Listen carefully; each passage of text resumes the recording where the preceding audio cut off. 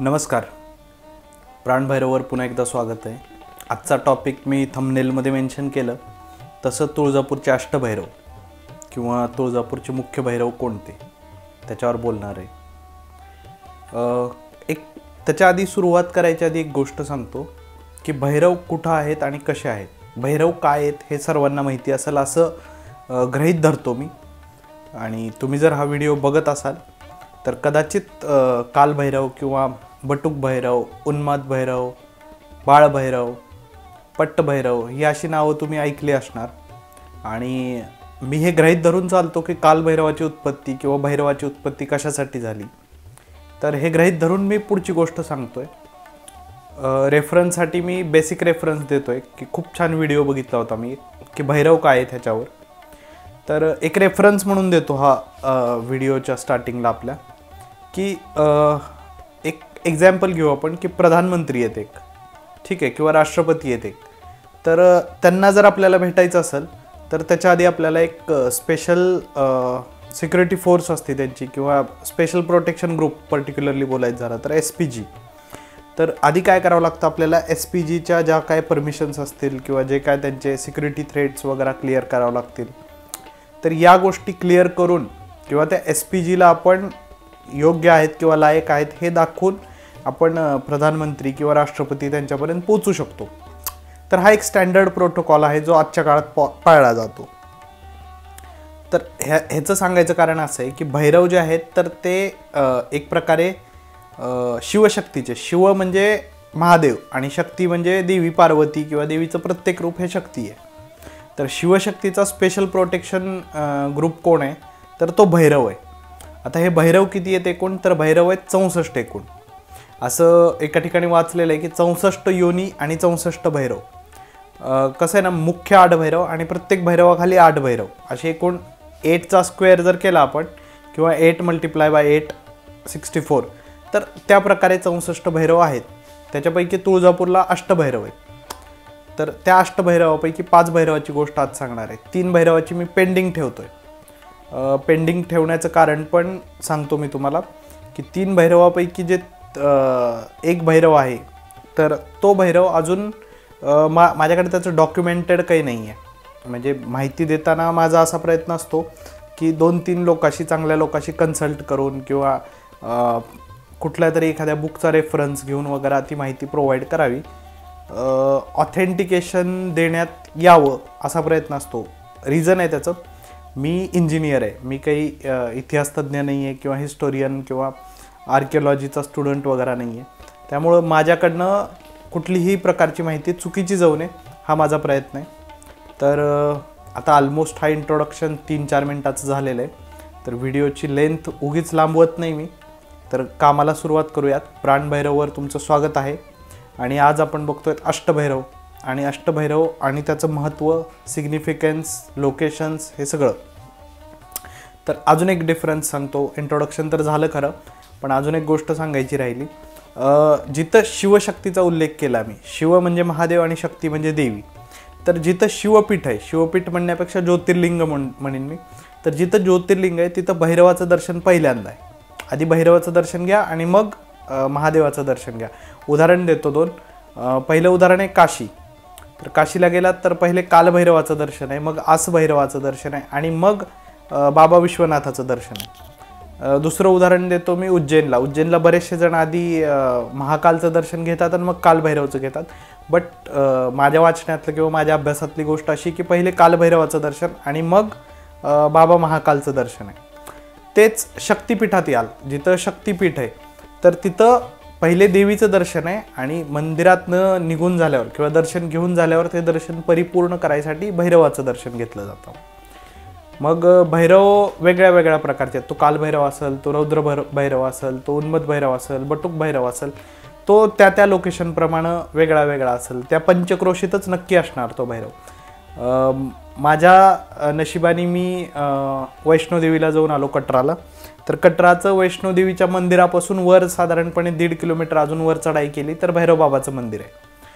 तसंच केदारनाथला गेलात तर केदारनाथपासून पण साधारणपणे 1-1.5 किलोमीटरच्या अंतरावर वर पहाडीवर ते भैरव बाबाचं मंदिर आहे.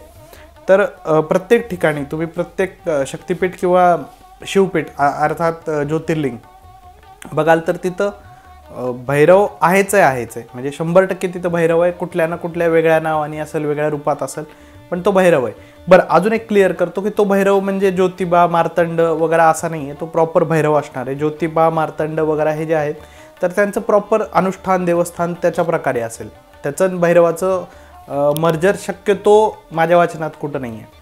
तर मूळ मुद्द्याला हात घालतो. तुळजापूरचे भैरव किंवा तुळजापूरचे अष्टभैरव, त्याच्यातले सगळ्यात पहिला भैरव येतो तो रक्तभैरव. तर रक्तभैरवाची कथा अशी आहे ना की रक्तबीज नावाचा राक्षस होता आणि त्या राक्षसाच्या वधावेळेस जी महिषासुरमर्दिनी आहे तुळजापूरची, तिला ज्या भैरवानी मदत केली, थोडक्यात मदत केली म्हणायच्या ऐवजी मी असं म्हणेन थोडा आजच्या वर्डमध्ये की ज्या भैरवानी देवीला असिस्ट केलं तर तो भैरव रक्तभैरव म्हणून ओळखला जातो. तर रक्तबीज राक्षसाचं कसं होतं, रक्तबीजाचा जर एक थेंब जरी खाली पडला तर नवीन राक्षस तयार होत होता. तर देवीने सांगितलं होतं की भैरवा तू ह्याचा शिरच्छेद कर, हे पूर्ण जे रक्त आहे ते जमिनीवर पडायच्या आधी मी माझ्या जिव्हेवर म्हणजे जिभेवर ओढून घेते.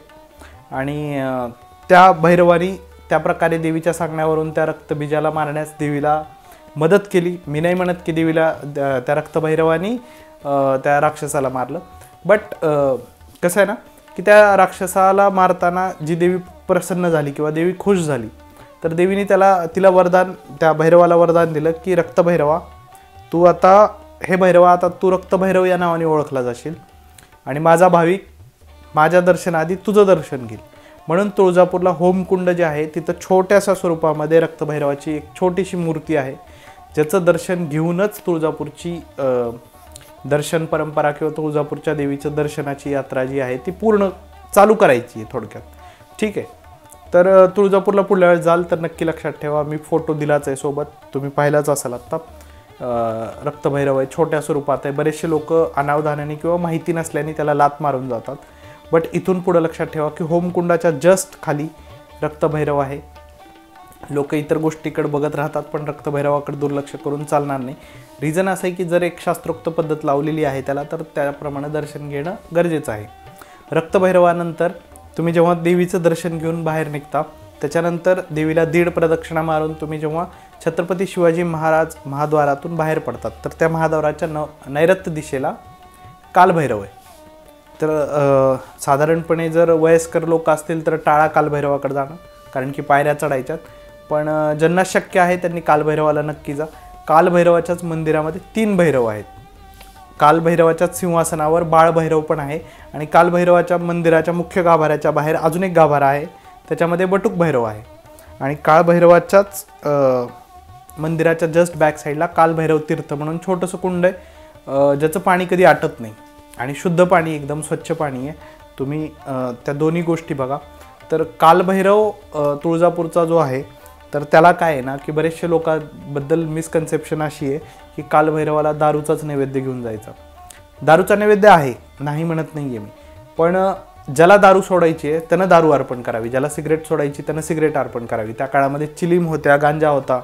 तर ते जे व्यसन आहे तुमचं किंवा एखादी गोष्ट तुम्हाला त्याग करायची आहे तर ती गोष्ट कालभैरवाला दिली तर कालभैरव आपल्या त्या गोष्टीपासून रक्षण करतो किंवा त्या गोष्टीपासून आपल्याला परावर्तित करतो कालभैरव, म्हणून त्याला हे करायचं. पण आता फॅशन अशी झाली, फॅशन म्हणणार नाही मी, लोकांची पण चूक नाही आहे, पण जी गोष्ट सगळे करतायत ती आपण करतो. कालभैरवाला कोणी दारू नेऊन दाखवतं, तर जे बेसिकली ज्यांना दारूचं व्यसन सोडायचं आहे त्यांनी एकदा कालभैरवाला दारू अर्पण करा आणि त्याच्यानंतर कधीच सेवन करू नका. अदरवाईज कालभैरव हा प्रचंड म्हणजे ते महादेवाचा सगळ्यात रौद्र अवतार आहे, त्यामुळं त्याच्या नादी न लागलेलं बरं जर चूक करायची असेल तर. पण त्यालाच जर तुम्ही प्रसन्न केलं तर त्याच्यासारखा प्रेम करणारा दुसरा भैरव नाही आहे. तर हा झाला कालभैरव. बरं, आता कालभैरवाला नैवेद्य म्हणून काय दाखवायचं. जर तुमच्या एरियामध्ये किंवा तुळजापूरमध्ये आलायत तुम्ही, कालभैरवाला नैवेद्य दाखवायचा आहे तर सर्वात सोपा चांगला नैवेद्य डाळीचा वडा, जो वडा करतो आपण, तर डाळीचा वडा हा कालभैरवाचं उत्तम नैवेद्य आहे. तो तुम्ही म्हणजे दाखवू शकतात कालभैरवाला. त्याच्यानंतर कालभैरवाचा अंगारा वगैरे घेऊन तुम्ही म्हणजे सोबत ठेवू शकतात. त्याच्यानंतर कालभैरवाची उपासना करून कालभैरव, बटुक भैरव, बाळभैरव, रक्तभैरव, टोळभैरव, कुठलाही भैरव तुम्ही त्याची उपासना करून त्याला साधना करून पूर्ण त्याचं म्हणजे प्रसन्न करू शकतात. आणि देवीच्या दर्शनाच्या मार्गात किंवा श्री तुळजाभवानीला प्राप्त करायच्या मार्गात किंवा कुठल्याही देवीला प्राप्त करायच्या मार्गात तिची प्रेम मिळवण्याच्या मार्गामध्ये सर्वात मोठा जर काही गोष्ट असेल तर ते भैरवाला प्रसन्न करणे असेल. जर भैरव प्रसन्न झाला, म्हणजे मी जसं उदाहरण दिलं तर स्टार्टिंगला की स्पेशल प्रोटेक्शन ग्रुपमध्ये जर तुम्ही एकदा ॲक्सेस मिळवला तर तुम्हाला देवीपर्यंत जाणं काही अवघड नाही आहे किंवा महादेवापर्यंत जाणं काही अवघड नाही आहे. पण त्याची पहिली पायरी अशी की तुम्हाला भैरवाला प्रसन्न करता आलं पाहिजे. भैरवाचे जे नियम आहेत ते तुम्हाला फॉलो करता आले पाहिजे. तर काळभैरव हा तुळजापूरचा पण क्षेत्रपाल आहे. वर्षातनं एकदा दिवाळीच्या अमावस्येला कालभैरवाची भेंडोळी निघते. भेंडोळी काय आहे ह्याचा व्हिडिओ मी डिस्क्रिप्शनमध्ये वेगळा मेन्शन करतो. या व्हिडिओमध्ये उगीच लेंथ वाढवायसाठी भेंडोळी मी एक्सप्लेन करत नाही, शॉर्टमध्ये सांगतो की भेंडोळी दिवाळीच्या अमावस्येला साजरी केली जाते.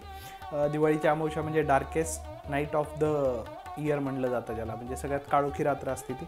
त्यानिमित्ताने भेंडोळी महोत्सव होतो. त्याच्यामध्ये असं मानलं जातं की कालभैरव श्री तुळजाभवानीच्या भेटीला आला आहे आणि त्याच्या स्वागतार्थ ती भेंडोळी पेटवली जाते. भेंडोळी जगामध्ये, मी भारतामध्ये नाही म्हणत, जगामध्ये फक्त 2च जागी आहे. पहिली आहे ती बनारसमध्ये काशीमध्ये आणि दुसरी आहे ती तुळजापूरमध्ये. काशीमधली जी भेंडोळी आहे ती वैष्णवीकरणाच्या काळामध्ये, म्हणजे आमचे प्रसिद्ध एक सिनियर मित्र आहेत ॲडव्होकेट राज कुलकर्णी, तर त्यांनी त्याचा उल्लेख फार छान केला आहे की वैष्णवीकरणाच्या काळामध्ये काशीतली जी रौद्र भेंडोळी होती ती सौम्य झाली, तिथं फुलाचा वापर केला जातो. पण तुळजापूरची जी भेंडोळी आहे ती अजूनही अग्नीचीच आहे.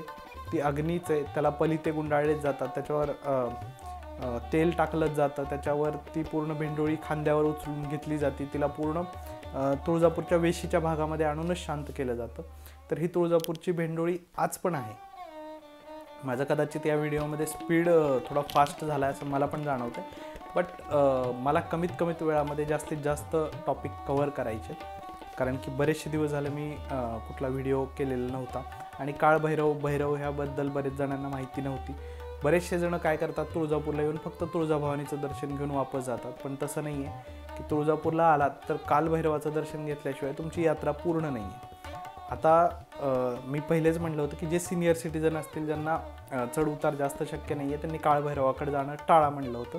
त्याचं कारण असं आहे की त्या पायऱ्या खूप जास्त आहेत. तिथं पायऱ्या साधारणपणे 5 मिनिट जायला 5 मिनिट यायला जरी म्हणलं तरी खूप जास्त पायऱ्या आहेत त्या मानाने. त्यामुळे त्यांनी टाळलं पाहिजे. म्हणजे बाकी तुम्ही तुमच्या म्हणजे हेल्थ कशी आहे त्याच्यावर तुम्ही सावकाशपणे जाऊन येऊ शकतात. पण तुळजापूरला येत असताल तर कालभैरवाला गेल्याशिवाय जाऊ नका, कारण की ते दर्शन पूर्ण नाही होणार. आपला जो काय आपला श्रद्धेने केलेला जो आपला कुलधर्म कुलाचार आहे तो पूर्ण होत नाही. आणि कालभैरवाचं दर्शन अतिशय शांत आहे.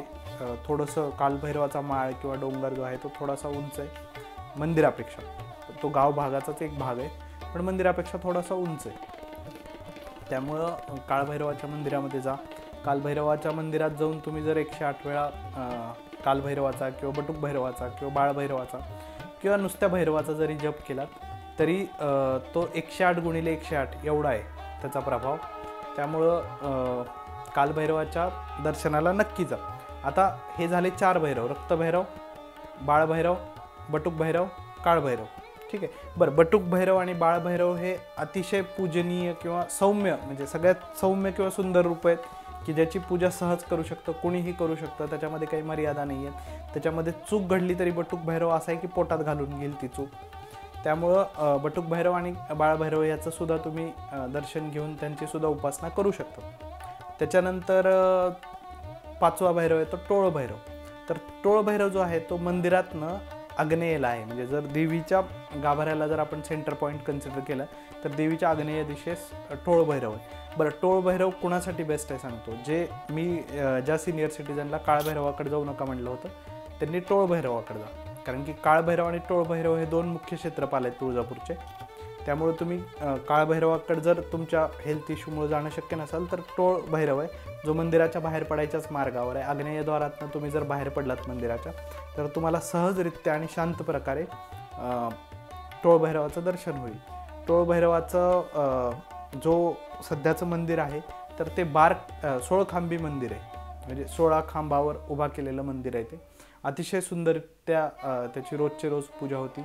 आणि रोजचे रोज म्हणजे काळभैरवाची पण 2 वेळा सकाळी आणि संध्याकाळी पूजा होती. टोळभैरवाची सकाळी आणि संध्याकाळी पूजा होती. जेवढी देवीची पूजा आहे तशीच ह्यांची काळभैरव, टोळभैरव, बटुकभैरव, बाळभैरव यांची पूजा आहे.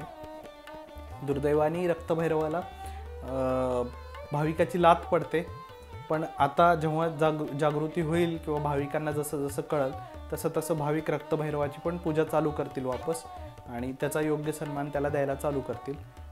काळभैरवाला तेलाचा अभिषेक केला जातो. काळभैरव, टोळभैरव, बटुकभैरव, बाळभैरव यांना तेलाचा अभिषेक केला जातो. तेलाचा अभिषेक करण्यासाठी काळभैरवाचे पुजारी आहेत, पुजारीच आडनाव आहे त्यांचं. जर कुणाला नंबर किंवा कॉन्टॅक्ट पाहिजे असेल तर त्यांनी खाली कमेंटमध्ये मला विचारू शकतात किंवा मला मेल करू शकतात तुम्ही. अदरवाईज तुम्ही इंस्टाग्रामला मला DM करू शकतात. प्राणभैरव नावानेच इन्स्टाचं हँडल आहे. दुसरी गोष्ट म्हणजे टोळभैरवाला जर तुम्हाला काही तेल अभिषेक वगैरे काही करायचं असेल तर टोळभैरवाचे पुजारी टोले आहेत. टोळभैरवाचे किंवा काळभैरवाचे जिथं मंदिर आहेत तिथंच त्याच्या शेजारी पुजारी राहतात. त्यामुळे तुम्ही तिथं पोचून सुद्धा त्यांच्याशी संपर्क करू शकतात. बट इन केस तुम्हाला ॲडव्हान्समध्ये कॉन्टॅक्ट नंबर पाहिजे असेल, माहिती पाहिजे असेल तर यू कॅन जस्ट म्हणजे तुम्ही फक्त कमेंट करू शकतात मला. तर हे आहेत तुळजापूरचे मुख्य 5 भैरव जे विदिन मंदिर प्रिमायसेस आहेत, म्हणजे मंदिराच्या एकदम जवळ आहेत किंवा मंदिरातनं तुम्ही सहज एक अर्धा तास जर तुमच्याकडे असेल एक्स्ट्रा तर तुम्ही त्याच्यामध्ये सहज हे 5च्या 5 भैरव बघू शकतात. त्याचा क्रम लक्षात ठेवा. सगळ्यात पहिले रक्तभैरव, मग काळभैरवाच्या माळावरील बाळभैरव, काळभैरव, बटुकभैरव आणि वापस येताना टोळभैरव. तर हा जर क्रम लक्षात ठेवून तुम्ही जर केलात तर हे 5ही भैरव तुम्हाला दर्शन करायला मिळतील. ह्याच्यानंतरचे जे 3 भैरव आहेत तर ते 3 भैरव परिघाच्या बाहेरचे आहेत, म्हणजे मंदिराच्या बाहेरचे आहेत. त्याच्यामध्ये उन्मत्त भैरव आणि स्मशान भैरव आणि अजून एका भैरवाचं नाव म्हणजे अद्याप माझ्या वाचण्यात नाही आलेलं. आता ऐराव म्हणतात, कुणी ऐराव भैरव म्हणतात, कुणी त्याला मार्तंड भैरव म्हणतात, त्याच्यानंतर कुणी त्याला प्रातभैरव पण नाव ऐकलं मी. तर थोडंसं मला कन्फ्युजन आहे. बट अगेन मी जसं म्हणलं की जे एक्सपर्टीज आहेत ज्या लोकांची ह्याच्यामध्ये मी त्यांच्या कंटिन्यू संपर्कात आहेत. मग ते आमचे धाराशिवचे ॲडव्होकेट राज कुलकर्णी आहेत किंवा आमचे तुळजापूरचे भोपे मुख्य पुजारी विनोद सोनजी आहेत किंवा आमचे तुळजापूरचे उपाध्याय पुजारी सर्वोत्तम जवळीकर आहेत. तर मी ह्यांच्याशी थोडंसं डिस्कस करून त्या 3 भैरवावर वेगळा व्हिडिओ करीन. प्रॉपर एक फुल स्केल व्हिडिओ येईल प्रत्येक भैरवाचं. आणि हे जे 5 भैरव सांगितले या 5 भैरवावर जर तुम्हाला प्रत्येक भैरवावर वेगळा व्हिडिओ पाहिजे असेल ज्याच्यामध्ये एका व्हिडिओमध्ये फक्त त्याच भैरवाची माहिती दिली गेली आहे तर ह्या व्हिडिओचा रिस्पॉन्स कसा येतो आहे ते बघून मी त्या 5 भैरवावर वेगळा व्हिडिओ करीन प्रॉपर.